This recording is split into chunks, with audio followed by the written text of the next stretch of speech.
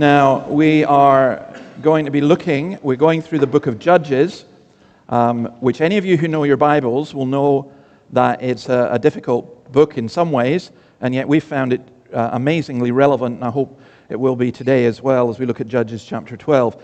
Can I just say a couple of things I should have mentioned for those who are visitors? There are toilets through there, male and female, through just in the courtyard. And also when people go in and out, could we make sure that that side gate is kept shut, because that's just for security reasons. So I did a little bit of research for this before we looked at this chapter, and I went around to some people in the congregation and asked them if they knew what Shibboleth meant. And I was utterly amazed at your ignorance. It was quite astounding, really. Shibboleths, people had an idea. I'll not say who. Someone said, it's like a bad word. It's not actually. You'll find out what it means. Others said, it's something to do with a trick. No, it's not either. And it's here, but it's in today's culture as well. So let me give you some examples. This is from The Spectator. The Road to Hell Revisited, Liberal Shibboleths and the Refusal to Think to the End. So that was just this week. And then also this week about Dr. Amos down in Victoria. Dr. Amos's crime, this is a doctor who was barred, was publicly questioning the evidence base for the gender-affirming care model, the 21st century identitarian Shibboleth, which prioritizes social and medical transition for minors experiencing gender dysphoria. And it's not just in what I would call Western culture. So as a regular reader of the Korean Herald, I came across this. BTS, by the way, are back. I know some of you complain about my musical illustrations that they're somewhat dated. Well, I'm right there with it. Some of you are looking at me going, BTS, who are they? They're the biggest band in the world, K-pop, for those of you who are into it. I wouldn't personally recommend getting into it, but if you are, you're one of a very, very large group. And BTS are back. They had a big concert yesterday in Seoul. And it's funny, I was reading something about this. Let me just give you this. The 2026 K-Culture Starter Pack is remarkably predictable. K-pop, K-drama, and the inevitable K-Han. Mention Korea in any international setting, and it's only a matter of time before someone drops the H word with a knowing nod. It has become the ultimate shibboleth for those to prove that they have done the requisite cultural homework. So if you want to know if you're down with the kids and you're Korean, you understand Korean culture, just say Han. And that proves you've got it. By the way, just in case you don't know, Han is a kind of melancholy, an endless reservoir of longing that supposedly animates everything from our storytelling to our smartphones. So there you go. You learn something new all the time. But tied in with Shibboleth, we're also going to be looking at leadership and real leadership. And this is in the light of the church, the society, where you work, in your family and elsewhere. And I just wanted to mention these as kind of principles where we're going. First is from 1 Peter chapter 5. Shepherd the flock of God that is among you, exercising oversight, not under compulsion, but willingly as God would have you, not for shameful gain, but eagerly, not domineering over those in your charge, but being examples to the flock. And then Calvin says this, Christ does not call his ministers to the teaching office that they may subdue the church and dominate it, but that he may make use of their faithful labors to unite it to themselves. And then into the 20th century, Oswald Sanders, true greatness, true leadership is found in giving yourself in service to others, not in coaxing or inducing others to serve you. So, as we go through Judges 12, we're going to look at two major problems that exist in this church and in every church, and in our society and in every society. And we're going to look at one solution. So, let's read Judges chapter 12, verses 1 to 7.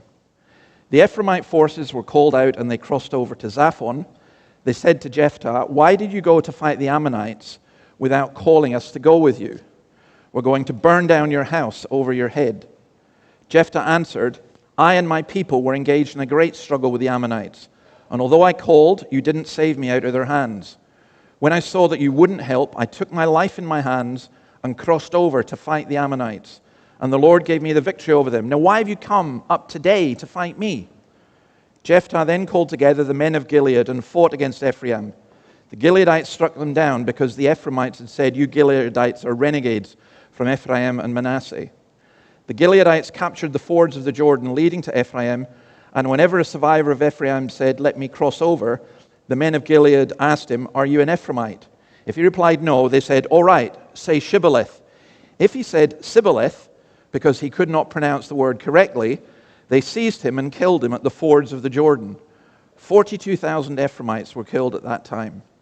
Jephthah led Israel 6 years. Then Jephthah the Gilead died and was buried in a town in Gilead. Now, incidentally, the illustration up on the screen is something called Shibboleth, and it's in the Tate Modern, and it's by Doris Salidos, and the idea is a split down the middle. And that's actually a good understanding of what is being said here. So let me explain how this passage connects with where we're at. Who do we fight against? Who are we jealous of? Who would we perceive as being our rivals?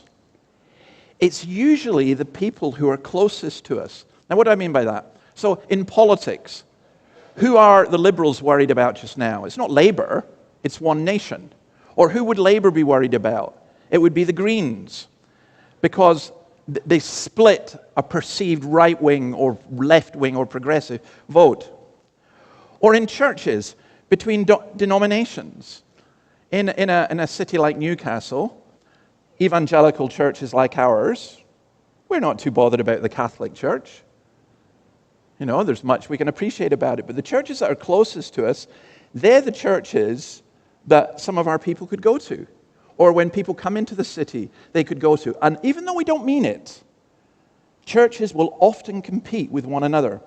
Now, that's why across the road, our relationship with them is really important. You'd think Pentecostals and Presbyterians, we can't go together. Well, we did, and we do, and it works for me very, very well. And I'll tell you why. Because we're kind of different enough that we don't think we're going to steal from each other. But also, it's just simply this. Both of us are determined that we exist for the glory of God. And every church is going to say that, of course. But in that case, if people come to this church and end up going to another church that teaches the Bible, then, yeah, we accept that. We take that. God moves people on. God does things. We shouldn't compete against one another. But I would suggest that an enormous amount of what we call church planting is church repotting, and an enormous amount of what churches do is to attract people who already go to other churches that are quite similar to them. That's why we get told, oh, you need to sing in this way, because in that way you'll attract the young people. And I've always believed that young people are not that superficial. So those of you who are young, and in our congregation, that's under 50, we're glad that you're here as part of our youth group. You know, or you get told, you need to do this, and you'll attract those kind of people, or don't do that, or you won't attract. So there's rivalry. And within churches, there can be rivalry as well. Now, I don't want to pick on the praise leaders, as we might say, but believe you me, when you're in a band, you can be quite jealous of someone else in the band, and you can subtly undermine them. You know, it easily happens. There can be rivalry within home groups. You know, I think Yodia and Syntyche in Philippines, I personally think that the reason there was disunity in the church was these two women were fighting with one another, and it could have been over something as trivial as which is the better house to hold the Bible study in. It tends to be small things that divide us, but people who are closest to us. Now, this is what happens here, because Ephraim led for 7 years, and Jephthah led for 7 years, and unlike most of the other judges, it's not recorded that he brought peace. Admittedly, they brought peace through war generally, but it's not recorded that he brought peace at all. In fact, what he brought was infighting between the people of God. Jephthah was from Gilead, east of the Jordan, but the Ephraimites were from Israel's heartland in Canaan. And they were upset with him because Jephthah went out and fought a battle and he didn't get them involved. So why didn't you ask me to do it? Why didn't you get involved? And so, I mean, they're pretty blunt about it, we're going to burn down your house over your head. Okay? So this had happened before in chapter 8, where Gideon had the same kind of trouble with the Ephraimites. But Gideon chose a path of conciliation and negotiated something because he's in the middle of a war. Jephthah was not in a mood for compromise. Last week we saw what he did to his daughter. The mention of his house, because house includes not just the building, it's your whole family, we're going to burn it down, would have been too much for him. So he went out for revenge. Please remember, as we read this, we're not reading this as a commendation, God saying this is how you ought to behave. It's just describing what happened. Now, there's a big difference here. When Ephraim was challenging the king of Ammon, he made a biblical case for what he did. When he was fighting his own tribe, he didn't bother at all. The Gileadites are called bandits and outcasts. They are nobodies. And so Jephthah says, right, you have really had it. Isn't it true that the people who hurt you the most are the people who are closest to you? A stranger yelling at the street can't harm me or hurt me as much as my own children. You can't. Because you love them, and it hurts when that happens. Now, later on in chapters 19 to 21, there's going to be a full-scale civil war, and this is a kind of foretaste of it. But in Jephthah's case, he led Israel 6 years, then he died. And notice, it wasn't Jephthah the Israelite died, or the leader of Israel, or the judge of Israel. It was Jephthah the Gileadite. When we go into tribes, we narrow and weaken everything, including ourselves. Now, in some ways, you need to understand, Jephthah was a capable man. He was good with words, he was good in battle, he had a strong personality, and he was a leader of men. If you were choosing him to be minister of a church, you'd say, well, that's the guy we want. Or if you were choosing him to be a politician, he's a tough guy. He, at times, shows examples of exemplary faith. But this is the weakness, and some of you will identify with this. He was incredibly insecure and self-centered. And when that happens, there comes a hardness and a self-interest, so that he sacrifices his daughter so he can't be a father. He cannot be a Moses or a Joshua. Tim Keller puts it rather neatly. He said, if we spend as much time pursuing unity and overlooking insults within our churches as we do seeking to remain on good terms with the world, our communities would be far less divided and far more loving. We need to ask, where am I too quick to judge my fellow Christians? That's what kills a church, by the way. I love to see this church growing, but I know what's going to happen. I know that there's going to be infighting, and how we deal with that, if we follow the teaching of Scripture, will be fine. But if we don't, we will blow the church apart. That's what happens. I've seen it. I've been in ministry 40 years, and I know what happens. And that's why we need to learn the blessed art of forgiveness. Do you know this? When someone's done you something wrong, if you are able to forgive them, I put it very simply this way. If you were to come up to me and say, David, you did something, and this hurt me, and I look at it and go, yeah, no, you're right. You're absolutely right. What I did was wrong. And you kind of look at me as though, well, that's the end.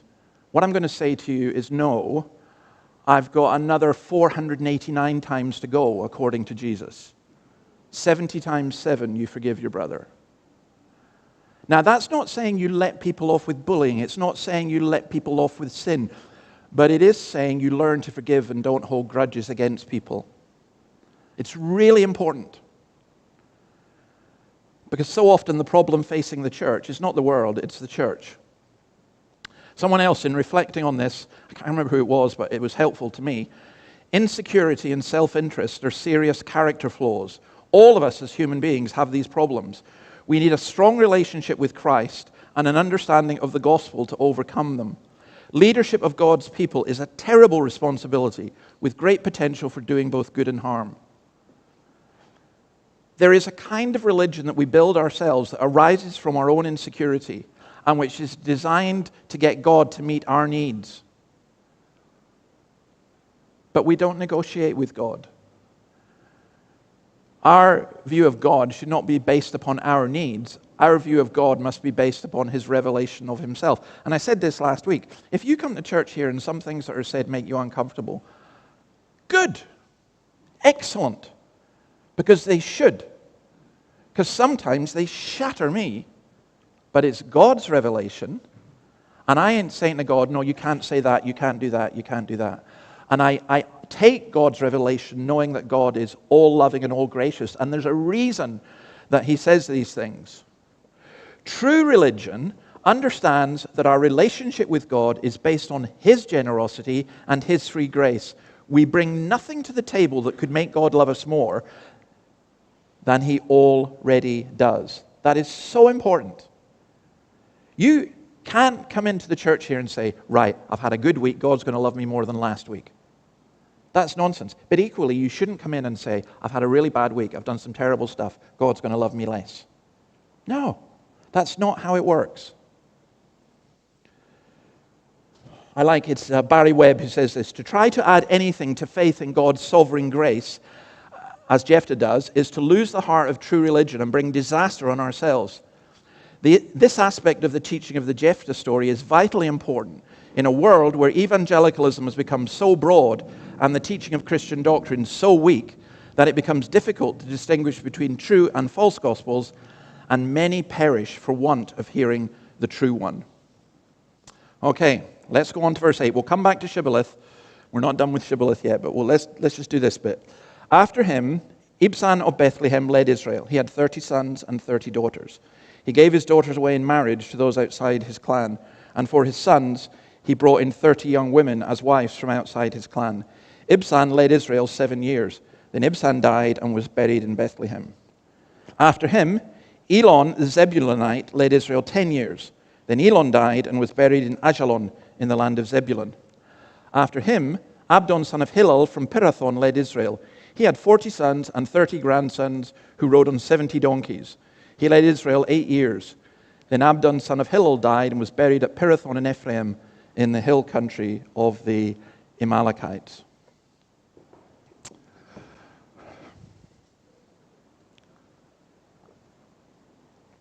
Okay, there's another problem with the church, and it's celebrity culture. Now, I tell you this next bit as a dig at myself, okay? I'm not doing this as a boast.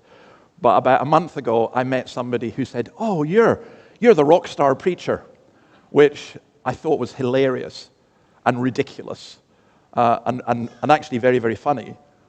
But, you know, sometimes people in my position, we can think that. We can think we're some kind of celebrity. And we're not. You know, far too many people want to be big fish in a small pond, or even big fish in a big pond. Let's say you're running a church in a small outback town. And I'm not saying that to disparage small outback towns. I come from a small outback town in Scotland myself.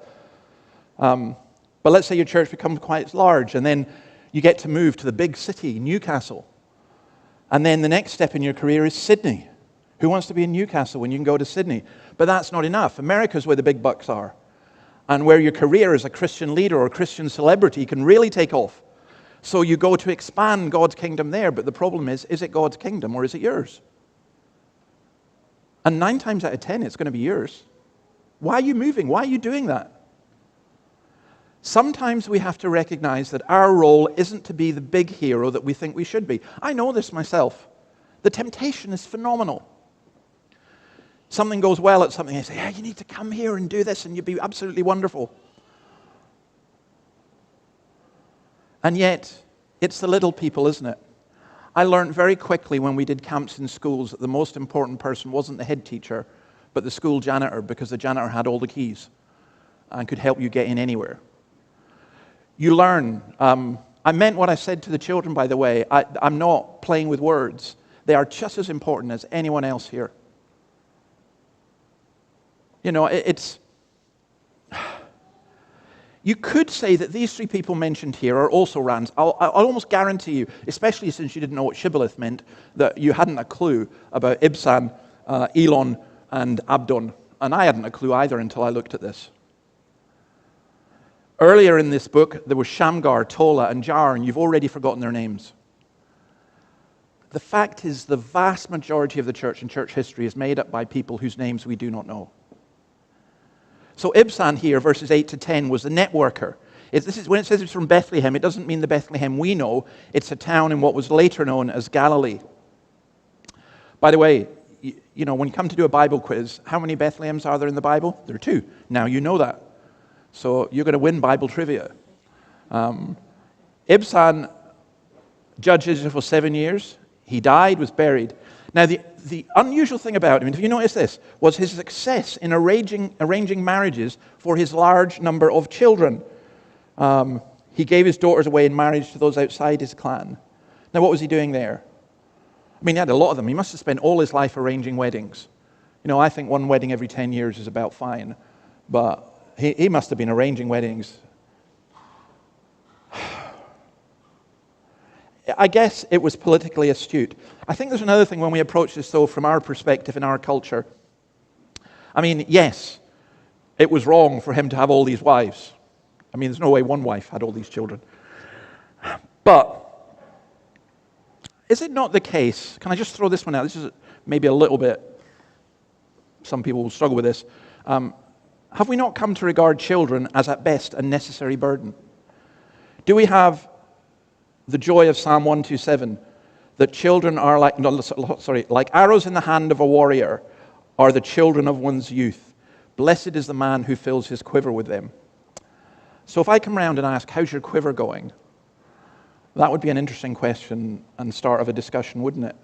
We live in a culture where people are holding off having children until much, much later and having fewer of them and often making sure that children they're almost like trophy things. In fact, in our culture, people very often, and I'm not saying this against dogs, but people very often treat their pets better than they do children. And pets become substitute children. I think there's a contrast here between the emptiness of Jephthah, who killed his only daughter, and the fruitfulness of Ibzan.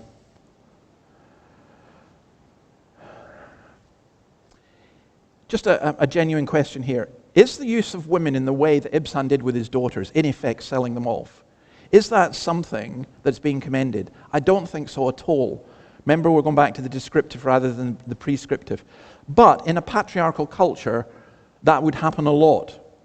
And let's not say that we don't do that. Look, if you're a parent, you're pretty keen about, if you think your child, I was very concerned about who my daughter married.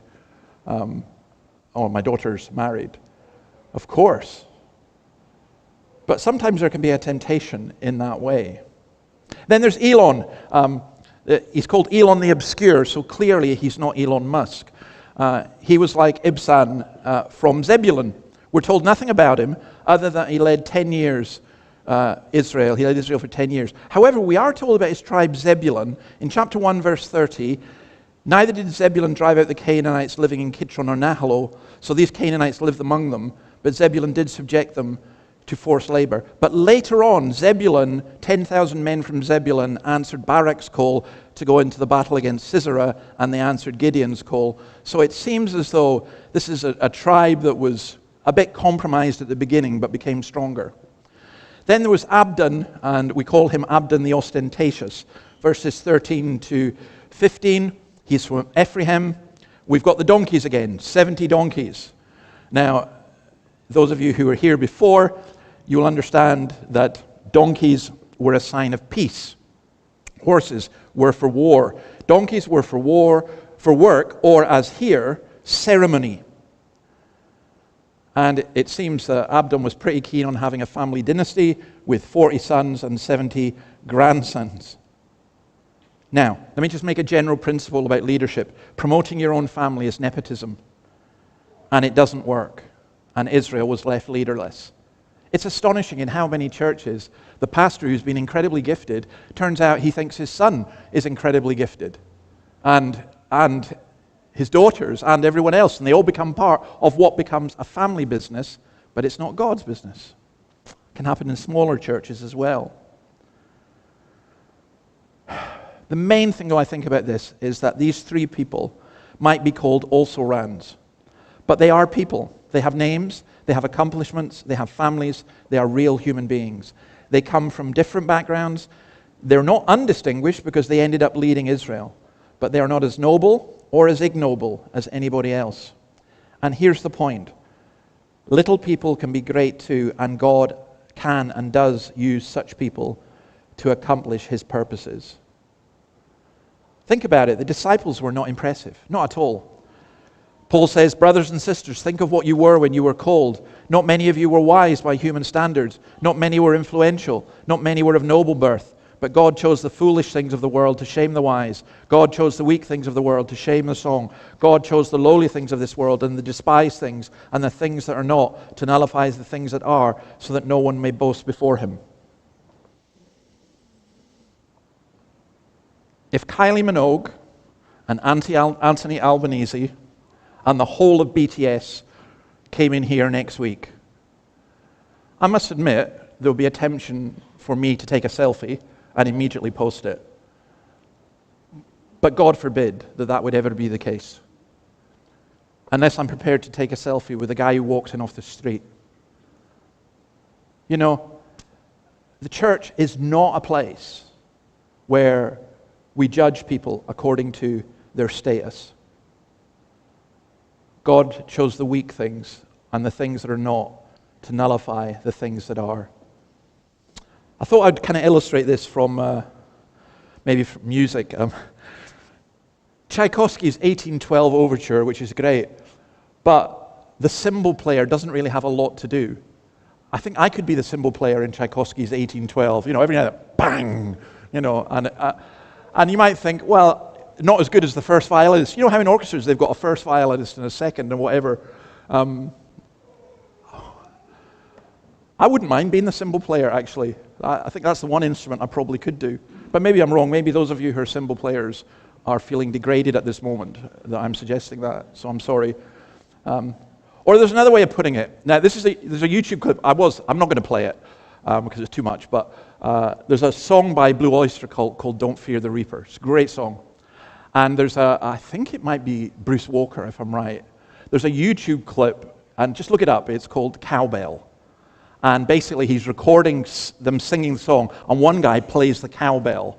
And Bruce comes in as the producer and yells out, "I need more cowbell!"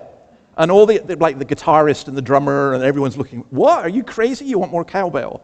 It's really funny. Sorry, it may not sound funny the way I tell it, but if you look at it, it is really funny. But again, the point is simply this. Every single person is needed within the band and within the orchestra and within the church. Now, let's go back to the Shibboleth. I'm going to play you this. Now, I don't normally do this, but this was just too good not to play. So let's see if we can play it. Yes, sir. I'm Jed Bartlett. This is Leo McGarry. How do you do? Thank you for coming all this way. Yes, sir.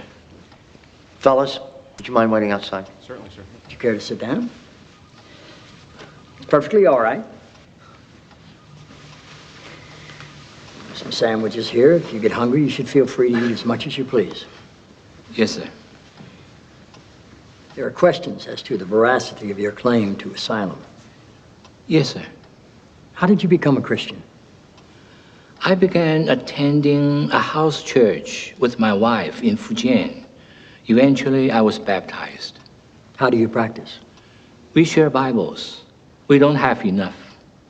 We sing hymns. We hear sermons. We recite the Lord's Prayer. We are charitable. Who's the head of your church? The head of our parish is an 84-year-old man named Wen Ling.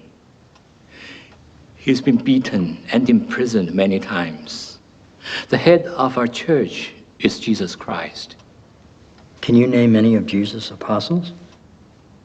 If you can't, that's okay. I usually can't remember the names of my kids, or for that matter. Peter, Andrew, John, Philip, Bartholomew, Thomas, Matthew, Thaddeus, Simon, Judas, and James. Mr. President, Christianity is not demonstrated through a recitation of facts. You are seeking evidence of faith, a wholehearted acceptance of God's promise of a better world. For we hold that man is justified by faith alone, is what St. Paul said. Justified by faith alone. Faith is the true I'm trying to... Shibboleth. Faith is the true shibboleth. Yes, it is. And you, sir, just said the magic word in more ways than one. Thank you. It was a pleasure to meet you. Thank you, Mr. President. Okay. Now, that's amazing, by the way. The West Wing isn't particularly pro-Christian. But have you noticed in modern culture what happens is every now and then the gospel breaks through.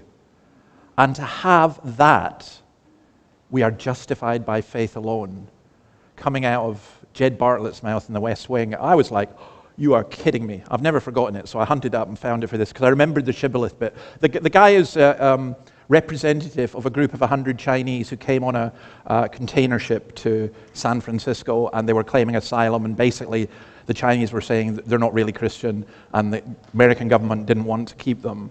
And they found a way, by the way, a spoiler alert, but the point about it is this. Shibboleth, it is a word, in today's culture, it means a word or a phrase or a custom that acts as a test of group membership or identity. It's like a password. And what happened here was, Shibboleth in Hebrew carries two meanings. It means ear of grain, or it means stream, as in a flowing current of water. Now here's the problem, that the Ephraimites couldn't say sh. So they said si, Shibboleth. So when they were crossing and they're saying, oh, we're with you guys, we'll say Shibboleth. Shibboleth, killed. I mean, it's a bit rough, but that's what happened. Now, think about it in terms of our culture. Well, I don't know. If anyone here has any Dutch connection, you're like the Scots. You can say loch. If I said to you, what does this say? And you said to me, Loch Ness. I'll say, well, you're English or American. It's loch. Or Groningen or Goedemorgen. You have to be able to do that.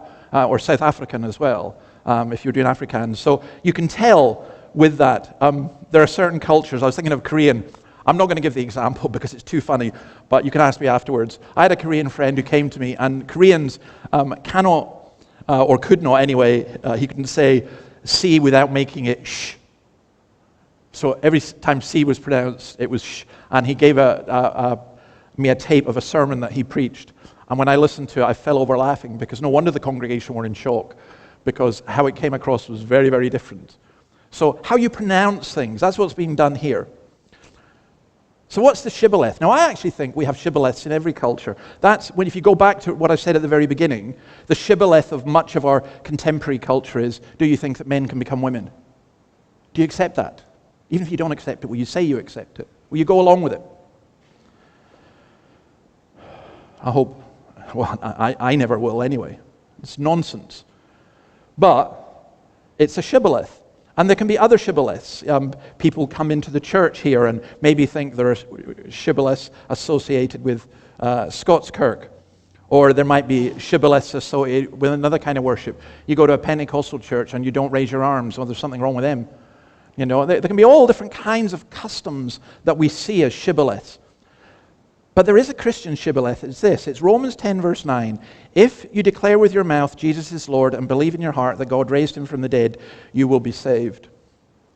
In the Presbyterian Church, we take membership quite seriously. So we would ask members, people who want to become new members, just to come and meet with the elders and talk with us, so that you know what you're doing, that you understand what's happening. We don't ask you to recite the whole catechism or click the Westminster Confession of Faith or anything like that, but just the basics of the Christian faith. I remember a very young man, my son actually, 7 years old I think he was, coming to the Kirk session, and it was so funny because we had to ask him to take the chewing gum out of his mouth, or bubble gum I think it was. But the answers he gave was lovely, because they weren't pat answers. They were answers that he thought about and was for very real, and I've seen that with many, many other people. You don't have to speak in certain ways. You don't have to speak in Christianese. You don't have to recite the memes that you hear often in the church. Can you believe this? But in the old days, in the Highlands of Scotland at least, when you went to communion, you were given a token, a literal token. You can still get these. They're really valuable if you find them on eBay. And the token was a metal coin with the name of the church on it. I've got some of these. They're amazing. And the elders would come and visit you the week before the communion, and they would pray with you, and they would question you, and then they would give you the token, and you would come to the Lord's table, and you would hand your token in, almost literally like a ticket. And I know that sounds ridiculous to us, but I think the intent was good. There's a story told of an old man who wasn't really very literate, but was a deeply spiritual man who's called Innes of the Mountains. And he came to the Lord's table, and one of the elders said, "Where's your token?" And he says, "My token is here." And he was right, of course. Christ in his heart, Christ. And that's what I want to say. We must have no shibboleths. Are you the right sort of person? Do you fit with us? Everyone here, race, background, social class, everyone. I'd go as far, to say things like sexuality and so on. As long as you're willing to follow Jesus Christ and live according to what Christ says in his word, then everyone is welcome.